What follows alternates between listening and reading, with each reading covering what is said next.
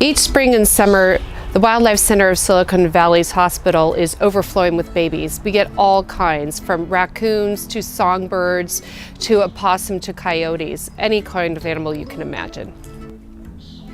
Some come to us by the way of natural causes like predation, but the majority of the animals that come in are due to unfortunate human interactions. Maybe the parent has been hit by a car leaving a litter behind. Maybe someone decides to trim a tree without realizing that there are nests there. Having the opportunity to give these animals a second chance at life is what we are all about.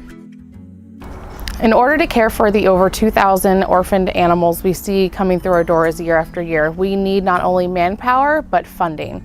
Funding would cover all the necessary food items that each individual species needs, which ranges from vitamin supplements to insects to meat items for our larger predatory species. We also need funding for enrichment items, which would help keep the young animals in our care entertained and comfortable in their enclosures, and it helps them feel like they're more in a natural setting in our rehab program. Every baby that comes in gets a full medical examination and is assessed for malnutrition, disease, and injury. We usually end up administering heat, treating them for parasites, then providing them with fluids until they are fully rehydrated. Once they have been stabilized, then the real work begins. Almost all baby animals have to be fed every few hours for several weeks. With hatchling songbirds, they actually have to be fed every 20 to 30 minutes. In addition to the manpower it takes to handle all of their feedings, they need really high quality diets.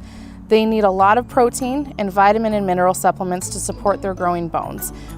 There are additional factors we have to consider when rehabilitating orphaned animals that we don't have to worry about with adults. For example, we have to make sure predatory animals can live hunt prey.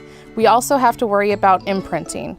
We don't really have to worry about this with adult animals. No matter what we do, they are going to continue to be afraid of us.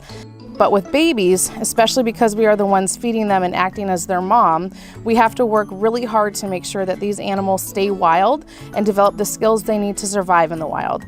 And that means that they cannot associate people with food.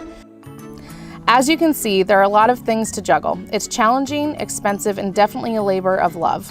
But getting to release an animal back to the wild after investing sometimes months of hard work in their care, it is so incredibly rewarding. It makes all of those late nights and long hours worth it.